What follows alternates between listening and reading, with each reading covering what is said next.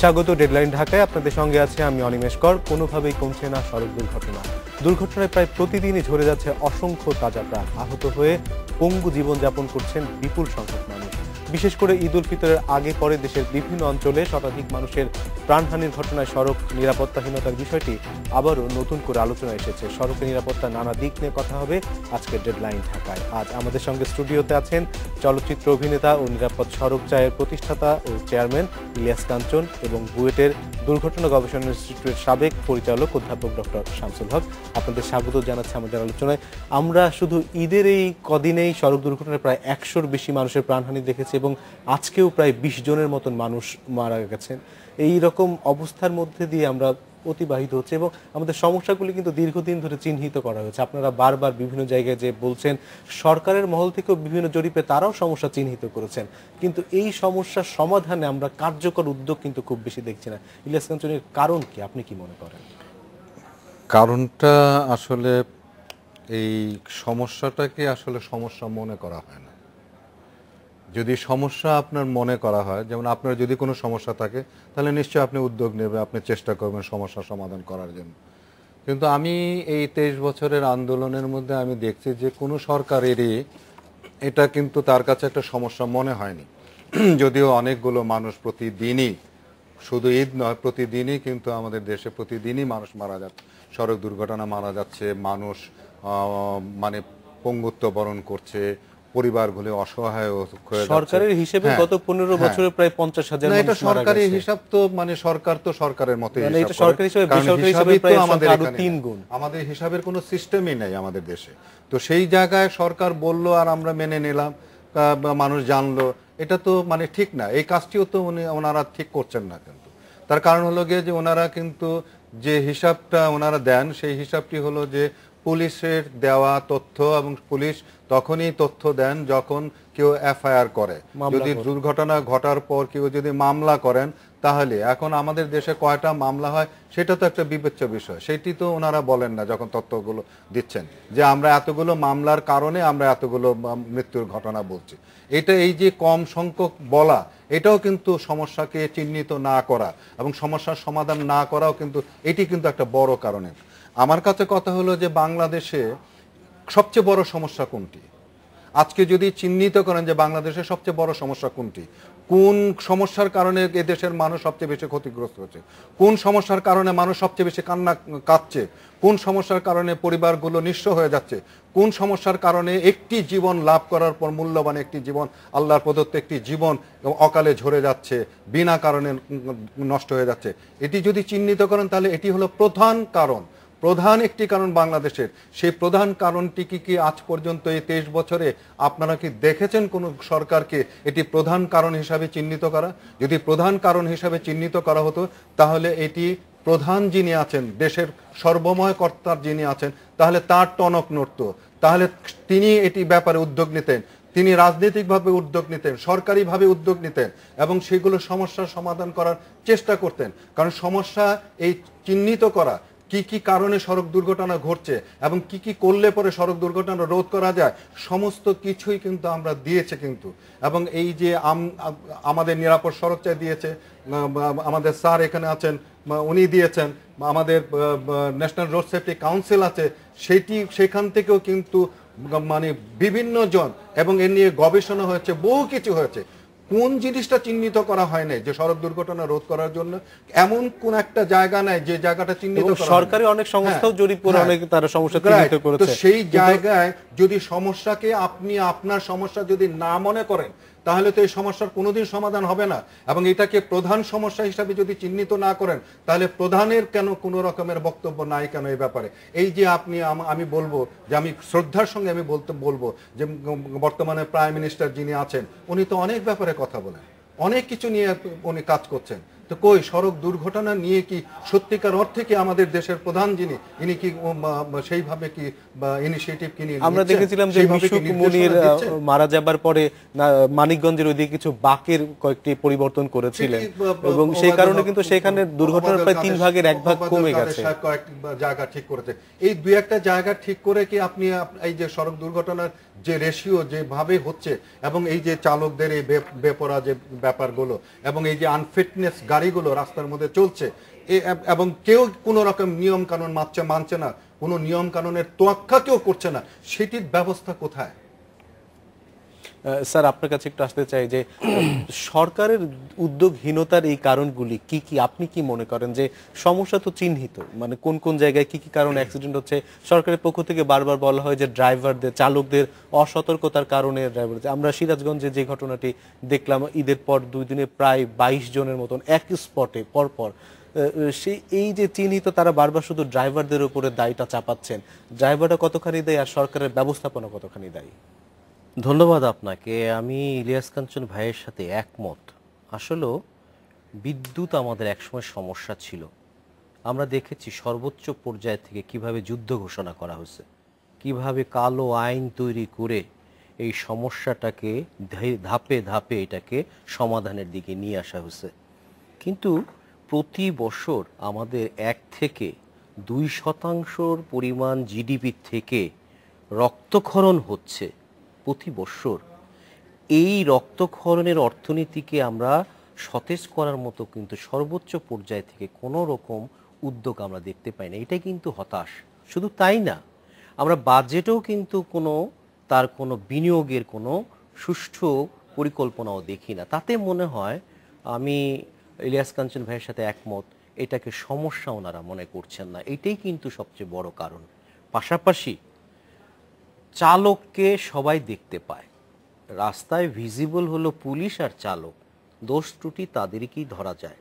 কিন্তু আমি যদি বলি, আজকে যদি 200টা গাড়ি রেজিস্ট্রেশন হয়ে থাকে বিআরটিএতে, পরের প্রশ্ন হবে চালকের লাইসেন্সও কিন্তু বিআরটিএ দেয়, তাদের কাছে আছে অলরেডি সংখ্যাগতভাবে 20 লক্ষর জন্য 14 লক্ষ চালক আছে, 6 লক্ষ চালক তো নাই।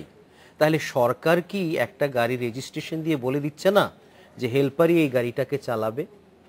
তার মানে সরকার একদিকে রেজিস্ট্রেশন করা গাড়ি, কিন্তু মূল গাড়ির সংখ্যা তো আরো প্রায় 3 গুণ, এবং বাণিজ্যিক গাড়িতে 1-এর অধিক চালক দরকার হয়। তাহলে চালকের এই যে ঘাটতি রেখে সরকার গাড়ি রেজিস্ট্রেশন দিচ্ছে, কোনোভাবে কোনো দুর্ঘটনায় যদি চালকের আসনে হেল্পার পাওয়া যায়, বিআরটিএ কে কোনোভাবে দায় এড়াতে দেওয়া যায় না। কারণ রেজিস্ট্রেশন দেওয়ার পরে একটা প্রশ্ন আসবে, বাজারে কি দক্ষ চালক আছে? আমার সাথে লাইসেন্সভুক্ত নাই তো, তাহলে আমি দিয়েই বলছি যে তুমি চালাও, দুর্ঘটনা ঘটলে তো তাহলে দায়টা কেন নেবে না? তার মানে সরকারের চালক তৈরি করার ক্ষেত্রে, দক্ষ চালক তৈরি করার ক্ষেত্রে ঘাটতি আছে। ফিটনেস এখন যেইভাবে দেওয়া হয়, ফিটনেস নেওয়া না নেওয়া কিন্তু একই জিনিস। 4 ঘন্টা আপনি লাইনে দাঁড়িয়ে থাকবেন, 40 থেকে এখন শুনছি 70 জন ইন্সপেক্টর নেওয়া হচ্ছে। 70 জন ইন্সপেক্টর 20 লক্ষ গাড়িকে ফিটনেস দিবে, ইঞ্জিন কখন দেখবে, সাসপেনশন কখন দেখবে, হেডলাইটের অ্যালাইনমেন্ট কখন দেখবে, ভেহিকেলের যে এক্সস্ট বের হয় তার কম্পোজিশন কখন দেখবে? এটা একটা মকারি ছাড়া কিছুই হচ্ছে না। সরকারের কিছু রেভিনিউ ইনকাম ছাড়া এই জায়গার মধ্যে ফিটনেস নেওয়া না নেওয়ার মধ্যে গুণগত কোনো পার্থক্যই নেই। এবং বাণিজ্যিক গাড়িগুলি অনেক সময় যায়ও না ফিটনেস নেওয়ার জন্য, পয়সা দিলেই, কিন্তু সরকার তো চাচ্ছে পয়সা। যদি সংজ্ঞাটা জানতো, ফিটনেসের সংজ্ঞাটা কি, 41টা আইটেম ইনস্ট্রুমেন্টেড সেন্টার দিয়ে দেখে প্রিন্ট আউট আসতো গাড়ির হেলথ কেমন। আমি খুব খুশি হয়েছিলাম, আমাদের মাননীয় যোগাযোগ মন্ত্রী কিন্তু খুব আন্তরিক, তাকে সাধুবাদ দিতেই হয়। উনি এমন একজন মন্ত্রী, কখনো ডেস্কটপ এনভায়রনমেন্টে বসে থাকেননি, সমস্যাটা চোখে দেখার জন্য গিয়েছেন এবং আইডেন্টিফাইও করেছেন নিজেও, যে না 2000 সালে এই মানুষ পর্যবেক্ষণ করে যে ফিটনেসটা দেয় সেটাকে তুলে দিয়ে ভেহিকেল ইন্সপেকশন সেন্টার ভিক, যেটা অটোমেটেড, গাড়ি র্যাম্পে উঠবে, পুরো স্বাস্থ্যটা প্রিন্ট আউটে চলে আসবে, সেটাকে অকার্যকর করে রাখা হয়েছে একটা স্বার্থান্বেষী মহল। এখনো কিন্তু উনি কিন্তু কমিটমেন্ট দিয়েছিলেন, আমি এটাকে চালু করব, 5টা কেন আরো বেশি। কিন্তু দেখলাম ওনার সদিচ্ছা পরাজিত হচ্ছে। কার কাছে পরাজিত হচ্ছেন? রাজনৈতিকভাবে। কিন্তু সেই সদিচ্ছাটা যদি ওভারকাম করতে না পারেন, তাহলে কিন্তু আমরা যেই তিমিরে আছি সেখানেই থাকবো। একটা গণতান্ত্রিক সরকার যদি এই ইনভিজিবল ফোর্সকে ওভারকাম করতে না পারেন জলজ্জন্তভাবে, তাহলে আমরা কি আশা করতে পারি? ফিটনেস একটা মকারি সিস্টেম। এখন আমি যেটা বলবো, দেখে কোনো দেশের ফিটনেস হয় না, এবং ফিটনেস কখনো কিন্তু সেন্ট্রালাইজড হয় না। এক বিআরটিএ সরকারি পর্যায়ে নিখুঁতভাবে কখনো এই সেবাটা দিতে পারবে না। এটার জন্য কিন্তু অলরেডি আউটসোর্সিং এর সুন্দর কাঠামো মন্ত্রী পর্যায় পর্যন্ত দেওয়া আছে। সিদ্ধান্ত আছে, কিন্তু এই আউটসোর্সিংটাও কারো না কারো স্বার্থে আমরা করতে পারছি না। এবং লাইসেন্স তৈরি দেওয়া একমাত্র বিআরটিএ কেন ড্রাইভার তৈরি করবে?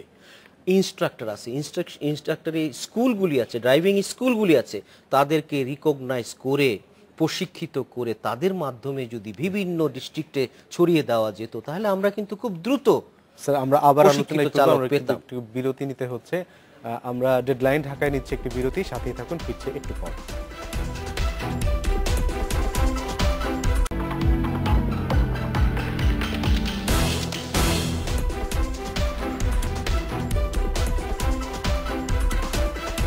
বিরতির পর ফিরে এলাম, দেখছেন ডেডলাইন ঢাকা। ইলিয়াস কাঞ্চন, আমরা দেখতে পেয়েছি যে ঈদের আগে কিন্তু রাস্তায় আমরা সরকারের পুলিশ প্রশাসন অথবা সরকারের মন্ত্রীদেরও দেখি যে রাস্তায় বের হয়ে যান। ঈদের আগে তাদের এই তৎপরতা খুব চোখে পড়ে, কিন্তু ঈদের দিন এবং ঈদের পরবর্তী সময় এই তৎপরতাটা কিন্তু থাকেন। এবং আমরা দেখতে পেয়েছি যে ঈদে যখন মানুষ ফিরে আসেন তখন দুর্ঘটনা কিন্তু অনেক বেশি হয় আগের চেয়ে। এই ফিরে আসার সময় কেন পুলিশ মাঠে থাকে না অথবা প্রশাসন কেন এত তৎপর থাকে না? অনেক সময় তারা মনে করেন ঈদের আগে অনেকে মানে বাড়ি যেতে পারে না। যেমন আমাদের আইজি বলেছেন যে কত হাজার পুলিশ তাদের পরিবারের সঙ্গে ঈদ করতে পারেনি, তো ঈদের পরে দিয়ে হয়তো তাদেরকে সেই ব্যবস্থাটি করে দেন, যার জন্য আপনার রাস্তায় হয়তো সেই ধরনের পুলিশ থাকে না এবং আপনার গিয়ে সেই ব্যবস্থাপনাও থাকেন না। আর মন্ত্রী হলেও তারও তো ঈদের একটা ব্যাপার আছে, তারও আত্মীয় স্বজন আছে, উনি হয়তো এই কাজটি করেন।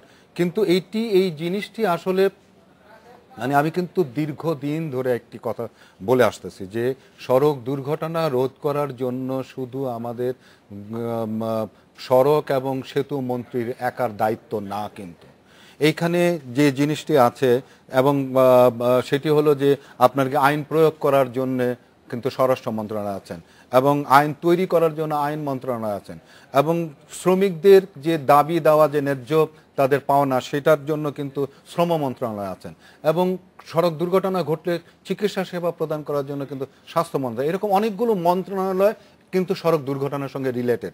যার জন্য আমি বলছিলাম কিন্তু দীর্ঘদিন ধরে বলে আসছি যে প্রাইম মিনিস্টারের নেতৃত্বে যদি এরকম মানে এই মন্ত্রণালয়গুলো নিয়ে একটা ডিপার্টমেন্ট যদি তৈরি করা যায়, তাহলে হয়তো এই যে আপনার ঈদের আগে এবং ঈদের পরে সার্বক্ষণিকভাবে কিন্তু একটা ব্যবস্থাপনা কিন্তু হতে পারে, কিন্তু সেই কাজটা কিন্তু হচ্ছে না। বরঞ্চ যে জিনিসটা হয়, যেমন আমরা কিন্তু এই যে ভাই বললেন যে ওবায়দুল কাদের সাহেব আমাদের মন্ত্রী সাহেবের আন্তরিকতার কোনো অভাব নেই, আমিও বলবো আন্তরিকতার অভাব নেই, কিন্তু ওনার তো একার দায়িত্ব না এটা, উনি তো পারবেন না। যেমন আমি ওনার সঙ্গে আমি কয়েকটা জায়গায় আমি গিয়েছি, উনি কিন্তু এরকম অনেক সময় বাসকে থামাচ্ছেন, ট্রাককে থামাচ্ছেন, থামিয়ে কিন্তু তার লাইসেন্স দেখতে চাচ্ছেন এবং লাইসেন্স দেখতে গিয়ে উনি নিজেই বলেছেন, উনি নিজেই দেখেছেন যে 90% ড্রাইভারের কিন্তু ফেক ড্রাইভিং লাইসেন্স এবং উনি জিজ্ঞাসা করেছেন তুমি কি করে গাড়ি চালাও, এবং ওনার সঙ্গে যে পুলিশগুলো থাকে ওই ড্রাইভার আঙ্গুল দিয়ে নির্দেশনা বলছে যে এই আপনার যে পুলিশ, এই পুলিশকে ম্যানেজ করে আমি গাড়ি চালাচ্ছি ফেক ড্রাইভিং লাইসেন্স দিয়ে। তখন কিন্তু মন্ত্রী চুপ হয়ে গেছেন, কিন্তু কোনো কিচ্ছু বলতে পারেন না। তো এই যে এই জিনিসগুলো আসলে উনি মানে আমি বলবো যে এখন কিন্তু উনি একটা অসহায়, কিন্তু উনি এই যে বললেন যে আপনার সিএনজি হাইওয়েতে উঠবে না, কিন্তু উনি কি পারবেন এটা বন্ধ করতে? এটা বন্ধ করতে হলে কিন্তু স্বরাষ্ট্র মন্ত্রণালয় আন্তরিকতা লাগবে, তাদেরও ইচ্ছাটা থাকতে হবে, চেষ্টাটা থাকতে হবে, তাহলে কিন্তু এটা বন্ধ হবে। কারণ এটি উনি পারবেন না, এবং রাজনৈতিক সদিচ্ছা কিন্তু থাকতে হবে, এবং রাজনৈতিক সদিচ্ছা কিন্তু এটার করার জন্য এটা কিন্তু আমাদের কাদের ভাই কিন্তু বললে হবে না, এটা কিন্তু রাজনীতি স্থানীয় যে প্রধান যিনি আছেন তার ডিসিশন ছাড়া কিন্তু অন্য যারা নেতারা যাদের মাধ্যমে এই গাড়িগুলো হাইওয়ে চলছে এবং এই অনিয়মগুলো চলছে সেইখানে কিন্তু কোনো কাজই কিন্তু হবে না। কিন্তু তো যে কারণে আমি কিন্তু সবসময় যে আজকে আমি প্রথমেই যে কথাটি বলেছি যে এটি কি দেশের প্রধান সমস্যা কিনা, যদি প্রধান সমস্যা হয়ে থাকে তো সেই প্রধান সমস্যা সমাধান করার জন্য আমাদের কি ডিসিশন নেওয়া হয়েছে। আমরা কি সেইভাবে কি কখনো সেই ডিসিশনকে আমরা কখনো নিয়েছি যে না এটা একটি প্রধান সমস্যা? যদি প্রধান সমস্যা হতো তাহলে শামসুল হক ভাই যে কথাটি বলেছেন, এবং আমিও অনেকবার বলেছি এই কথাগুলো, যে আমাদের বাজেটে এইটার ব্যাপারে রিমিডি দেওয়ার জন্য, এটা দুর্ঘটনা রোধ করার জন্য আমাদের বাজেটের মধ্যে কি রাখা হয়েছে আপনি আমাকে বলেন। শুধু আমি এইটুকু জানি যে কয়েকটা বাঁক মানে এই করার জন্য 65 কোটি টাকা না কত কোটি টাকা বোধহয় বাজেট ঢাকা আরিচা মহাসড়কের। এখন এই যে ব্ল্যাক স্পট কিন্তু একই ধরনের ইয়ে দিয়ে কিন্তু আপনার সবগুলো রিমিডি হবে না, এক একটা এক এক রকমের প্রবলেম। দেখা গেল যে একটা জায়গায় একটা বড় গাছ কাটলেই কিন্তু আপনার গিয়ে একটা ব্ল্যাক স্পট কিন্তু ঠিক হয়ে যেতে পারে। আবার কোথাও দেখা গেল যে একটা রাস্তাকে বড় করে দিয়ে মাঝখানে একটা ডিভাইডার, ছোট করে একটা ডিভাইডার দিয়ে দিলে কিন্তু আপনার সব কিন্তু ব্ল্যাক স্পটের একই রকমের কিন্তু ম্যানেজমেন্ট না কিন্তু, এবং ব্ল্যাক স্পট কিন্তু সবসময় একই রকমের থাকে না কিন্তু। এইটা কখনো অটোমেটিকলি আবার কমে যায়, আবার অটোমেটিকলি আবার বেড়ে যায়। যদি আপনার রাস্তার পাশে যদি একটা বাড়ি নির্মাণ করেন, তাহলেও কিন্তু দেখা গেল যে রাস্তার এই বাড়ি নির্মাণের জন্য অপোজিটে যদি গাড়ি না দেখা যায়, তখন কিন্তু এটাও কিন্তু একটা ব্ল্যাক স্পট কিন্তু হয়। তো যে কারণে শুধু ব্ল্যাক স্পট বললে হবে না, আর এই যে বাঁক সোজা করলেই কিন্তু আপনার ব্ল্যাক স্পট চলে যাবে তা না কিন্তু।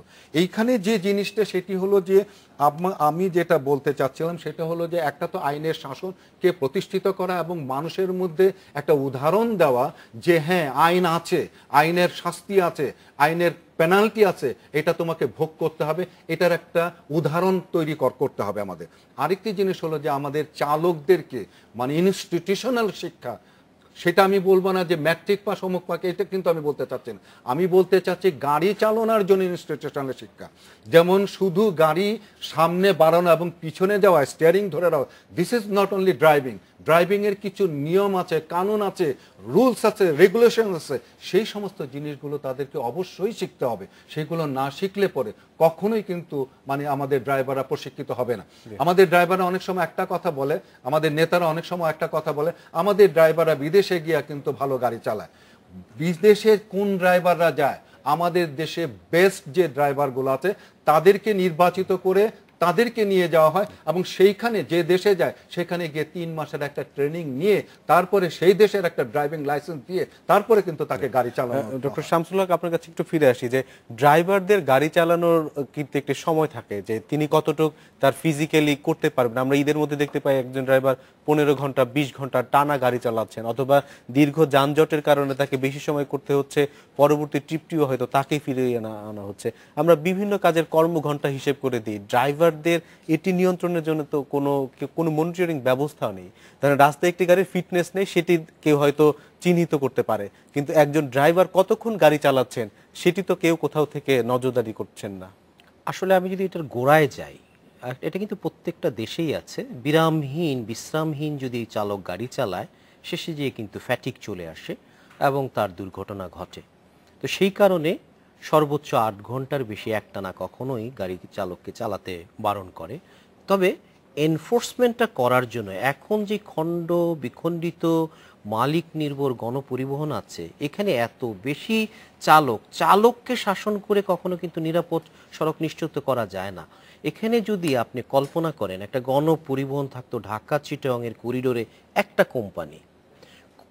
কোম্পানি মানে কর্পোরেট ইনভেস্টমেন্ট আসতো, কর্পোরেট ইনভেস্টমেন্টের কতগুলি কমিটমেন্ট থাকতো। কোনো চালক যদি কমপ্লাই না করে, চালককে শাসন করার দরকার নাই, মালিককে বলে দিলেই হবে তোমার কিন্তু রুট ফ্র্যাঞ্চাইজ বাতিল হয়ে যাবে, তোমার একটা ডিফল্ট পাওয়া যাচ্ছে। যেহেতু বড় বিনিয়োগ নিয়ে আসবে, ডেফিনেটলি তার কিন্তু সেই ধরনের বিজনেস মডেল থাকবে। সেও চাইবে না তার চালকের এই ধরনের বিরামহীন গাড়ি চালানোর ফলে তার কোটি টাকার বাসটা নষ্ট হয়ে যাক। এখন যেটা হয়, ছোট পুঁজির ছোট বিনিয়োগকারী এসে যখন মুনাফালোভী হয়, তারা তখন নিজের গাড়িকে তো ফিট রাখেই না। যেই টায়ার 3 মাস আগে চেঞ্জ করার কথা, চালকের অক্ষমতাটাকে সে পুঁজি করে তুমি না চালাতে পারলে, তোমার না সাহস থাকলে আমি আরেক চালককে দিয়ে দিব। এই যে তার উপর ঝুঁকিটা চালিয়ে দিয়ে এই যে প্রফিটটা নেয়, এটা কেন আসে? ছোট পুঁজির। তাহলে উন্নত বিশ্বে সমস্যা সমাধানের আগে কিন্তু সিস্টেমটা আগে ডেভেলপ করে। আমি কি চালককে শাসন করব নাকি কোম্পানিকে শাসন করব? আপনার মোবাইল কোম্পানি কি দেখেন, এত বড় দেশের জন্য মাত্র 6টা মোবাইল কোম্পানি। আমাদের যদি 6,000 মোবাইল কোম্পানি দেওয়া হতো তাহলে কিন্তু এই একই অবস্থা হতো। তার কোন কর্মচারী ভিওআইপি বিজনেস করতেছে তাকে ধরতে হতো, এখন কিন্তু তা করে না। ভিওআইপি কেউ বিজনেস করলে অবৈধভাবে কোম্পানির একটা হিউজ জরিমানা করে দিচ্ছে, 1000 কোটি টাকার জরিমানা। এই যে কর্পোরেট কালচারের বিনিয়োগ এনে সরকারকে শক্ত রেগুলেটরের ভূমিকা পালন করা, দ্যাট ইজ টেকসই সমাধান। আমরা কোনো সিস্টেমকে প্রথমেই পরিকল্পনায় বিশৃঙ্খলা তৈরি করে ফেলি, তার জন্মটাই যদি বিশৃঙ্খল হয় কখনো ম্যানেজমেন্ট করা যাবে না। তো কয়টা চালককে আপনি শাসন করবেন? আমরা সবসময় পুলিশকে বলি তুমি বাসকে ম্যানেজ করো, কখনো এটা কিন্তু ভালো প্রেসক্রিপশন না। বলতে হবে বাসের কোম্পানিটাকে ম্যানেজ করো। তাহলে কোম্পানি বেসড গণপরিবহন যদি হতো, পরিকল্পনাই সুশৃঙ্খল হতো, ম্যানেজমেন্টটা খুব ইজি হয়ে যেত। আমি বলবো সরকারকে খুব ধীরে সুস্থে কিন্তু চিন্তা করতে হবে, হুইল রিইনভেন্ট করার দরকার নাই। অন্যান্য বিশ্বে অন্যান্য দেশেও কিন্তু এই ধরনের দুর্ঘটনা কখনো না কখনো তাদের হয়েছে। তারা কিভাবে ধাপে ধাপে সিস্টেম ইমপ্রুভমেন্টের মাধ্যমে আজকে একটা সহনীয় পর্যায়ে নিয়ে আসছে। এই পরীক্ষিত পথেই কিন্তু আমাদেরকে হাঁটতে হবে। আমরা সিস্টেমের বিশৃঙ্খলায় এনে আমরা যদি নিয়ন্ত্রণ করতে যাই, আখেরে কিন্তু আমরা কোনো ফল পাবো না। সুতরাং আমাদেরকে সিস্টেমটাকে ইমপ্রুভ করতে হবে, এটার খুব দরকার। আমরা আবার আলোচনায় ফিরব আরেকটি বিরতির পর। ডেডলাইন ঢাকায় নিচ্ছে আরেকটি বিরতি, সাথে থাকুন।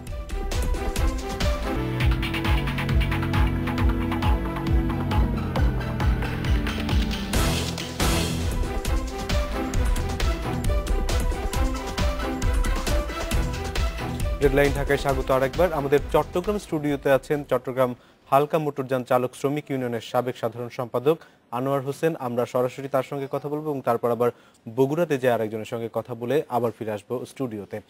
জনাব আনোয়ার হোসেন, পরিবহন চালক হিসেবে আপনার অভিজ্ঞতা এই দুর্ঘটনার মূল কারণগুলি কি বলে আপনি মনে করেন?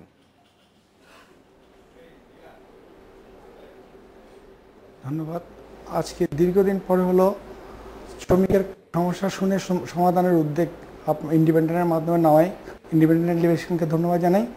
পাশাপাশি যারা সমস্যা সৃষ্টি করে তাদেরকে আজকে বলতে দেওয়াই আমি কিছু কথা বলবো, যেটা হচ্ছে একটা গাড়ি টেকনাফ থেকে তেঁতুলিয়া একজন চালক চালিয়ে যায়, তা আবার টেকনাফ থেকে তেঁতুলিয়া থেকে আবার ব্যাক করে সেই গাড়ি চিটংয়ে আসে। সে কোথায় বিশ্রাম করবে, কোথায় সে তার নিজের আরামায়েশ করবে, সেই চিন্তা আমার মনে হয় যে এই পর্যন্ত কেউ করেনি।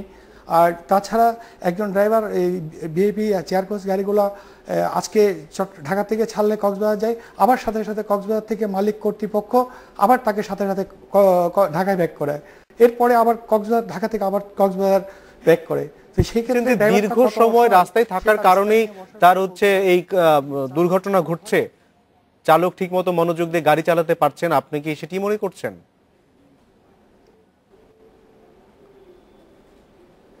আপনি যখন আমাকে লং টাইম একটা স্টারিং সিটে বসা রাখবেন, আমি একজন মানুষ, সে মানুষ হিসেবে আমার কতটা আপনার ফিজিক্যালি আপনার শরীরের ফিটনেস ঠিক থাকে। আর তাছাড়া রাস্তার যে বৃষ্টির দিনে যেভাবে অ্যাক্সিডেন্ট হচ্ছে সেটার জন্য আরও অনেকগুলো বিষয় দায়ী।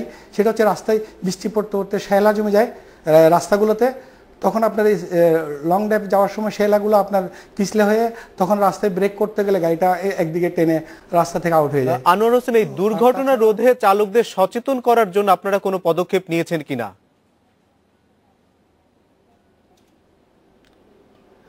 আমাদের চালকের চেয়ে এখন সরকারের দায়িত্ব সবচেয়ে বেশি, কারণ মুখোমুখি সংঘর্ষের জন্য আমরা ডিভিটার দেওয়ার জন্য দীর্ঘদিন যাবৎ দাবি করে আসছি।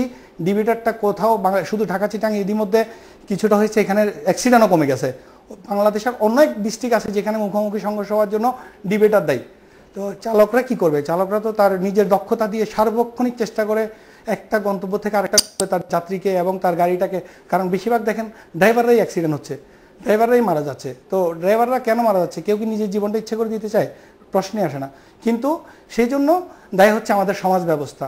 সেই সমাজ ব্যবস্থা আমরা আপনাকে ধন্যবাদ জানাচ্ছি। আমরা এবার যাব বগুড়ায়, সেখানে আছেন বগুড়া মোটর শ্রমিক ইউনিয়নের সাধারণ সম্পাদক শামসুদ্দিন শেখ হেলাল।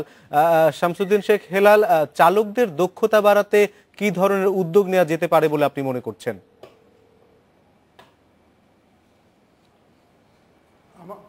আমাদের দেশে চালকদের আমরা তো প্রতি মাসে বিএফটিআরে কিন্তু আমাদের চালকদের একটা শিক্ষা দেওয়া হয়। আমাদের দেশে মূলত আপনি বলুন, শুনতে পাচ্ছি। মূলত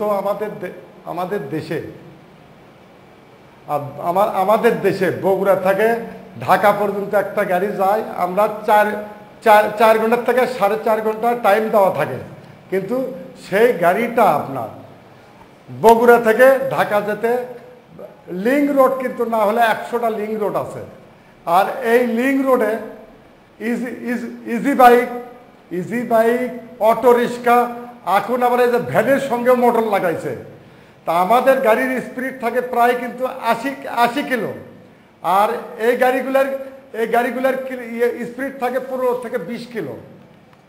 মহাসড়কের উপর এই গাড়িগুলো চলানোর কারণে কিন্তু আমাদের ঢাকায় একটা গাড়ি যায় পৌঁছতে সময় লাগিচ্ছে প্রায় 8 ঘন্টার মতো।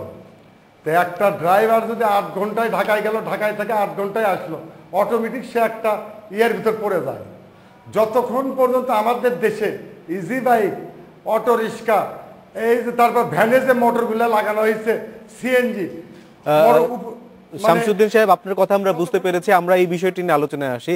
ইলিয়াস কাঞ্চন, এটি কিন্তু আপনারা একটু আগে বলছিলেন যে মন্ত্রী বলেছেন যে এই ধরনের যানবাহন মহাসড়কে চলতে দেয়া হবে এবং তারাও সেটিকে কারণ হিসেবে দেখছেন। আপনি বলছেন যে সেটি ইমপ্লিমেন্ট করতে হলে স্বরাষ্ট্র মন্ত্রণালয়কে আন্তরিক হতে হবে এবং এটি ইমপ্লিমেন্ট করাকে খুব দুরূহ। এটি ইমপ্লিমেন্ট করা অবশ্যই দুরূহ যতক্ষণ পর্যন্ত রাজনৈতিকভাবে যে সরকার প্রতিষ্ঠিত হয় সেই সরকারের এবং সেই রাজনীতির ডিসিশন যতক্ষণ পর্যন্ত না হবে ততক্ষণ পর্যন্ত এই গাড়িগুলোকে আপনি মহাসড়ক থেকে আপনি নামাতে পারবেন না। কারণ এখানে রাজনীতিক ব্যক্তিরা এর সঙ্গে জড়িত আছে এবং পুলিশ জড়িত আছে। তো কাজেই এইখানে তাদের ইনকামের একটা সোর্স আছে। এই ইনকামের সোর্স কিন্তু যেহেতু আছে সেহেতু তারা কিন্তু এটা করবে না। কিন্তু একটা জিনিস কিন্তু আপনি খেয়াল করলেন না, এই যে বগুড়া থেকে যে ড্রাইভার সাহেব যেটি বলেছেন যে মালিক, এই কথাটিও আমরা কিন্তু বলছি, কিন্তু মালিক 4 ঘন্টার সময় বেঁধে দেন, কিন্তু সেই 4 ঘন্টার সময় যখন একটা চালককে বেঁধে দেন সেই চালকটি কিন্তু একটা টেনশনের মধ্যে গাড়ি চালায়। চালকের প্রথম কথা হলো গাড়ি চালাতে হবে নির্বিঘ্নে, কোনো টেনশন মাথায় নিয়ে, কোনো রকমের টেনশন মাথায় নিয়ে গাড়ি চালালে সে অ্যাক্সিডেন্ট ঘটবেই। তো একটি চালককে যখনই আপনি বলে দিচ্ছেন 4 ঘন্টার মধ্যে তুমি যেতে হবে, এই যে সে আসে পৌঁছতেছে 8 ঘন্টার মধ্যে, এই যে রাস্তার মধ্যে এই যে সময়টা ব্যয় হচ্ছে প্রতিটা মুহূর্তে কিন্তু সে টেনশন নিয়ে কাজ করছে এবং যেখানেই সুযোগ পাচ্ছে সেখানেই বিপজ্জনকভাবে সে গাড়ি চালাচ্ছে, বিপজ্জনকভাবে ওভারটেক করতেছে এবং যখন রাস্তা ফাঁকা পাচ্ছে তখনই সে ওভার স্পিড দিচ্ছে। আরেকটি কথা যেটি বলেছে যে 80 কিলোমিটার বেগে গাড়ি চালান, বগুড়া থেকে ঢাকায় আসেন 80 কিলোমিটার বেগে। আমি বলবো বাংলাদেশে এমন কোনো সড়ক নেই যেখানে 80 কিলোমিটার বেগে গাড়ি চালানো যায়। এবং নীতিমালার মধ্যেও হচ্ছে ইঞ্জিনিয়ার সাহেব এখানে আছেন, মহাসড়কে 55 কিলোমিটারের উপরে তো যাত্রীবাহী বাস যাওয়ার নিয়ম নেই, কিন্তু চালানো উচিত নয় এবং সম্ভব না। আমাদের যে রাস্তা অ্যালাউ করে না সেইখানে 80 কিলোমিটার বেগে গাড়ি চালাবেন, 4 ঘন্টার সময় আপনি বেঁধে দেবেন, সেই দেশে অ্যাক্সিডেন্ট হবে না। ড্রাইভাররা বলছেন যে আমরা জেনে শুনে আমরা করি না, আমরাও মারা যাচ্ছি। আপনি যখন এই সিস্টেমের মধ্যে আপনি গাড়ি চালাবেন আপনি মারা যাবেন, অন্যকে মারবেন, এটাই স্বাভাবিক। তারা বলছেন যে আমরা সরকারকে দেখছি, ওবায়দুল কাদের বলছেন যে সড়কের ত্রুটি নয়, চালকদের অদক্ষতা অথবা চালকদের অসতর্কতার কারণেই অথবা সচেতনতার অভাবের কারণেই দুর্ঘটনাগুলি ঘটছে, পারস্পরিক দোষারোপ করা হচ্ছে। আমি বলবো এটা আনকাইন্ড হবে এটা বলাটা। উনি যখন ব্ল্যাক স্পট ট্রিটমেন্ট করছেন সেটাই তো সড়কের ত্রুটিটাই তো উনি নির্মূল করছেন এবং উনি নিজেই বলছেন দৃশ্যমান উন্নতি দেখা যাচ্ছে। তাহলে এটা তো বলেন নাই প্রশিক্ষণের মাধ্যমে চালককে উন্নত করে আমরা নিরাপত্তা নিশ্চিত করছি। উনি বলছেন ঢাকা আরিচা করিডোরে 11টা ব্ল্যাক স্পট ট্রিটমেন্ট দেওয়ার পর পুলিশের পরিসংখ্যান, চালকের আস্থা এবং ব্যবহারকারীরাও বলছে দৃশ্যমানভাবে উন্নত হলো। তাহলে ত্রুটি ছিল রাস্তার মধ্যেই। এইটাই হলো আমাদের দেশের একটা সমস্যা। আমরা কিন্তু 2007 সাল থেকে বলছি দেখো ভাই ম্যানমেড কিছু সমস্যা হয়ে গেছে। একটা তো আছে দুর্ঘটনা, একটা দৈব ঘটনা, কোথায় কখন কিভাবে হবে কারো জানার কথা না, কোথায় ব্রেক ফেল করবে, কোথায় টায়ার বাস্ট করবে কে জানবে। উন্নত বিশ্বেও কিন্তু এই ধরনের ঘটনা ঘটে, কিন্তু আমাদের এখানে একটা জায়গায় প্রতি বছর 3-এর অধিক অ্যাক্সিডেন্ট হচ্ছে, এটা তখন দৈব থাকে না, তার মানে রাস্তা নির্মাণ ত্রুটি থাকে, অথবা বানানের যেখানে আমরা দেখতে পেলাম পরপর দুবার, নিঃসন্দেহে সেইখানে রাস্তার ত্রুটি আছে। অবশ্যই আমি বলবো গত ওইটাকে 2 বছর ওইটাকে আগে আবার অন্য রকম নাম দেওয়া হয়। ওইখানে আবার পাগলা বাবার নাম মাজার থাকে, গরম মাজার। হ্যাঁ, ওইখানে মানে এই বেয়াদবি করে, যার জন্য নাকি অ্যাক্সিডেন্ট হয়। গত 2 বছর আগে ওয়াদিল সাহেব উনি কড্ডার মোড়ে গেছিলেন, আগে পশ্চিম পারে কড্ডার একটা মোড় আছে, উনি নামার পর ওই এলাকার সব লোক এসে বলল এখানের স্থানীয় প্রতিটা ফ্যামিলিতে 1জন না 2জন করে মারা গেছে এই 1998 সালে উদ্বোধনের পর থেকে, আপনি কিছু একটা করেন। ওইটার একটা আমি ট্রিটমেন্ট দিয়ে দিয়েছিলাম, সেটা কিন্তু ইমপ্লিমেন্ট হচ্ছে। এখন ওই জায়গাটায় কিন্তু দুর্ঘটনা নাই। তার আগেও কিন্তু ছিল 2টা রাউন্ড অ্যাবাউটে প্রচুর, প্রতি মাসে একটা বড় ধরনের দুর্ঘটনা হতো, সেখানেও কিছু দাওয়াই দেওয়া হচ্ছে। এখন কিন্তু তারা কিন্তু শিরোনাম তৈরি করে না। এই যে ইলিয়াস কাঞ্চন ভাই রাইটলি বলল, এইটা ব্ল্যাক স্পটটা কিন্তু একটা ধারাবাহিক বা চলমান জিনিস। আজকে এখানে আছে, ভূমি ব্যবহার যদি পরিবর্তন হয়ে সেখানে কিছু সাইট ফিকশন তৈরি করে, সাংঘর্ষিক অবস্থা তৈরি হয়, সেখানে আরেকটা ব্ল্যাক স্পট হতে পারে। দুর্ভাগ্য হলো আমাদের দেশের, আগে মানুষ মরতে হবে, তারপরে সেটাকে ব্ল্যাক স্পট বলবো, তারপরে ট্রিটমেন্ট করব। উন্নত বিশ্বে কিন্তু কোনটা দুর্ঘটনা প্রবণ স্থান সেটা সেফটি অডিট করলেই কিন্তু প্রোঅ্যাক্টিভলি বের হয়ে আসে, এবং মানুষ মারা যাওয়ার আগেই কিন্তু বিনিয়োগ করে সেটাকে নিরাপদ তৈরি করা হয়। এবং সেইটাকে বের করার জন্য আমাদের সরকার কিন্তু সেফটি অডিটের ম্যানুয়ালও করে ফেলছেন 2005-এ, কিন্তু তার কোনো প্রয়োগ আমরা কোনোদিন দেখতে পাইনি। তার মানে আমরা বিক্ষিপ্তভাবে কিছু উদ্যোগ নেই, ব্যক্তি সর্বস্ব কিছু উদ্যোগ নেই, প্রাতিষ্ঠানিক সক্ষমতা, দক্ষতা, জবাবদিহিতার দিকে তাকাই না, ঈদের সময় আসলে যে সমন্বিত উদ্যোগটা নেই, সারা বছর ধরে ভুলে যায়। সারা বছরে তখন কি হয়, সমস্যাটার কিন্তু আকার প্রকৃতি অনেক বড় হয়ে যায়। একটা সমস্যা যখন আকারে প্রকৃতিতে বড় হয়ে যায়, সেই সমস্যাটা তখন সমাধানযোগ্য থাকে না, সেটা আরেক ডাইমেনশন পেয়ে যায়। ইভেন ল তার পক্ষে চলে যাবে, এতগুলি লোকের জীবিকা কিভাবে বন্ধ করবা। সো আমাদের উদ্যোগগুলি হয় দিন আনি দিন খায়ের মতন। আজকে আমার একটা সমস্যা আছে, আমি কোনোভাবে সমাধানের বিষয়ে আমরা আবার কথা বলবো একটি বিরতি থেকে ফিরে এসে। ডেডলাইন ঢাকায় নিচ্ছে আরেকটি বিরতি, সাথেই থাকুন।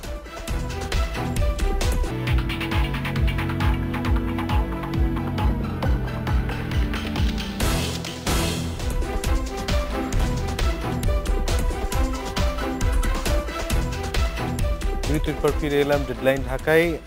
আমরা সড়ক দুর্ঘটনায় দেখতে পেয়েছি গত 15 বছরে প্রায় সরকারি হিসেবে 50,000-এর মতন মানুষ মৃত্যুবরণ করেছে। এই সংখ্যা আপনাদের বিচারে আরো বেশি হতে পারে, অনেক বেশি না। শুধু আমি বলবো যে বুয়েটের যে হিসাব আছে সেটাতেই আপনার যে প্রতি বছর অন্তত 12 থেকে 15,000 মতো মানুষ মারা যায়, পঙ্গুত্ব বহন করে প্রায় 25-30-এর যারা মতো। এই সড়ক দুর্ঘটনায় আহত হচ্ছেন তাদের চিকিৎসার ব্যাপারে আমাদের সুযোগ কতখানি আছে, অথবা তারা কতখানি সুযোগ কোনো পায়? সুযোগ নেই। কখনো কখনো যদি খুব বড় ধরনের কোনো অ্যাক্সিডেন্ট ঘটে, তো সেটা আপনারা নিজেরাই জানেন যে কোথাও 10,000 টাকা দেওয়া হয়, 5,000 টাকা দেওয়া হয়, সেটি ডিক্লারেশন আমরা দেখি।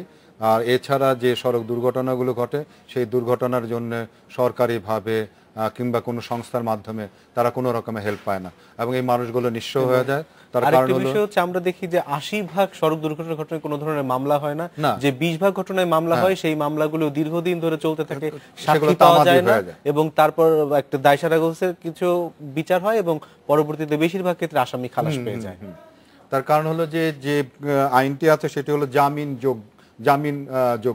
জামিনযোগ্য হওয়ার জন্য আপনি যখনই কোনো দুর্ঘটনার জন্য কাউকে যদি আপনি অ্যারেস্ট করেন, সঙ্গে সঙ্গে তাকে ছেড়ে দিতে হবে, জামিন দিয়ে দিতে হবে, গাড়িটাকেও রিলিজ করে দিতে হবে।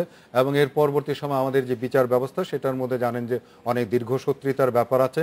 তো ভিকটিম ফ্যামিলি, তার তো চিকিৎসা এবং আয়ের যে লোকটি সে মারা যাওয়াতে তার পরিবারটা এমনিতে অসহায় হয়ে যায়, ইনকামের তার কোনো সোর্স থাকে না, তখন দীর্ঘসূত্রিতার জন্য সে মামলাটাকে, মোটরযান আইনে শাস্তির পরিমাণও খুব কম, হ্যাঁ খুবই কম, যে কারণে মানে ওই ভিকটিম পরিবার আর এই মামলাটাকে চালায় নিয়ে যায় না। এক পর্যায়ে দেখা গেল যে মামলাটিও হয় সেটিও তামাদি হয়ে যায়। মানে যদি আপনি কোর্টে হাজিরা না দেন, সময় মতো উপস্থিত না থাকেন, তারপর একটা সময় এটা তামাদি হয়ে যায়। তো সেই কারণে আসলে সত্যি কথা বলতে যে আসলে বিচারের যে বিষয়টি সেটি আসলে একদমই নাই। একদমই নাই বাংলাদেশে। আর এটি না থাকার জন্যই কিন্তু মানে আমি বলবো যে আমাদের সবচেয়ে বড় সমস্যা যেটি হলো যে মানসিক সমস্যা। আমাদের মানসিকতার পরিবর্তন যদি আমরা করতে পারতাম, সেটা চালকই বলেন, মালিক বলেন, কিংবা প্রশাসন বলেন, এই জায়গাগুলোতে যদি আমাদের মানসিক অবস্থার যদি আমরা পরিবর্তন করতে পারতাম, আমরা যদি একটু সহানুভূতিশীল হতে পারতাম, আমরা যদি অন্য মানুষগুলোকে একটু ভালোবাসতে পারতাম, জীবনটাকে যদি আমরা ভালোবাসতে পারতাম, তাহলে এত দুর্ঘটনা কিন্তু ঘটতো না। এবং এই দুর্ঘটনা কমানোর জন্য আরেকটি জিনিস যেটা, সেটি হলো যে আপনি দেখবেন যে ব্রিটিশ আমলে আমাদের দেশে যে রেলের যে ব্যবস্থা ছিল, যতটুকু লাইন ছিল, যতটুকু রাস্তা ছিল, তার থেকে কিন্তু একটুকু বাড়ে নাই, বরঞ্চ কমেছে। কিন্তু পাশাপাশি আমাদের সড়কের উপরে নির্ভরতা কমিয়ে যদি আমরা রেলকে আমরা যদি সত্যিকার অর্থে আমরা যদি উন্নত করতে পারতাম, এবং এবার দেখেন ঈদে কিন্তু সবচেয়ে মানুষ কিন্তু মানে স্বাচ্ছন্দ্য বোধ করেছে রেল দিয়ে ভ্রমণ করার জন্য, কিন্তু তারা টিকিটের জন্য কত রকমের ঝক্কি জামেলা পুয়ের এই সেহেরি খেয়ে টিকিট আনতে চলে দীর্ঘ লাইন আমরা রেল স্টেশনে দেখেছি। আমরা সেই জায়গায় এইগুলো কেন হচ্ছে না আমার কাছে কথা হলো। তারপরে নদীগুলো দখল হয়ে যাচ্ছে, নদীর পথটাকে আমরা বন্ধ করে দিচ্ছি। এই যে এই সমস্ত কিছু বন্ধ করে দিয়ে একটা রাস্তার উপরে আমরা মানে নির্ভরশীল হচ্ছে, এবং সেই রাস্তার মধ্যে যে যা খুশি তাই করতে পারছে। সেই রাস্তার মধ্যে আমরা বাজারও বসতে দেখি যে, এবং সেই কারণে অনেক বেশি দুর্ঘটনা হয়। আরেকটি জিনিস যেটা হলো যে আপনি এই যে নসিমন করিমন ভটভটি, এই যে ভাই যেটি বললেন যে আমরা দীর্ঘদিন ধরে রাস্তা থেকে সরিয়ে দেওয়া হবে, সেটি আমরা শুনতেই পাচ্ছি, কিন্তু এখনো দেখতে পাচ্ছি না। করি যে পরবর্তী সময় এইটা এই সমাধান করা আমাদের পক্ষে সম্ভব হয় না। তো আমরা সমস্যা তৈরি করার আগে কেন এটাকে আমরা বন্ধ করি না, কেন আমরা কেন এটা চলতে দিই? আমরা অনুষ্ঠানের প্রায় শেষ দিকে চলে এসেছি। আমরা যদি সমাধানের কথা বলি, যে এখন মানে ইমিডিয়েটলি কি কি কাজগুলি করা দরকার? আমি বলবো আমাদের অনেক সুন্দর সুন্দর সিদ্ধান্ত আছে সড়ককে নিরাপদ করার জন্য। আমি বলবো ইমিডিয়েটলি যে জিনিসটা দরকার, সার্বক্ষণিক নজরদারিটা বিশেষ করে মহাসড়কে এটাকে আমাদেরকে দিতে হবে। আমি অভিযান ভিত্তিক যদি আইন শৃঙ্খলা রক্ষা বাহিনীকে দিয়ে এই সার্বক্ষণিক ব্যবস্থাটা না দেই, তাহলে কিন্তু আমাদের যে এই যে আইনগুলি আছে সেগুলি কিন্তু কার্যকরী হবে না। এবং ভালো ভালো আইন আছে কিন্তু, যে মহাসড়কে কোনো ধীর গতির যান চলবে না, তাহলে কিন্তু সিস্টেমটা সুশৃঙ্খল হয়ে যায়। তাহলে অটোমেটিকলি বাদ চলে যায়। এই অটোমেটিক বাদ যাবে না, যেহেতু এটার জন্য আমাদের সার্বক্ষণিক একটা এনফোর্সমেন্ট দরকার। এইটা আমাদেরকে প্রথমে নিশ্চিত করতে হবে। পাশাপাশি সরকারের অনেক দুর্বলতা আছে, ফিটনেসের দুর্বলতা আছে, প্রশিক্ষিত চালক তৈরি করার ক্ষেত্রে তার দুর্বলতা আছে। পাবলিক ট্রান্সপোর্টকে তারা যেইভাবে অপেশাদারি লোক দিয়ে রুট পারমিট দেওয়া হচ্ছে, এটাকে কিন্তু সমস্যা তৈরি হচ্ছে, এমনভাবে তৈরি হচ্ছে সরকারকে আবার নতুন স্টাডি করতে হচ্ছে কিভাবে এইটা সমস্যার সমাধান করা যায়। তাহলে এইসব ক্ষেত্রে আমাকে যদি সিস্টেমটাকে সুশৃঙ্খল করতে হয়, তাহলে পরিকল্পনাটা সরকারের ঘর থেকে আরম্ভ করতে হবে।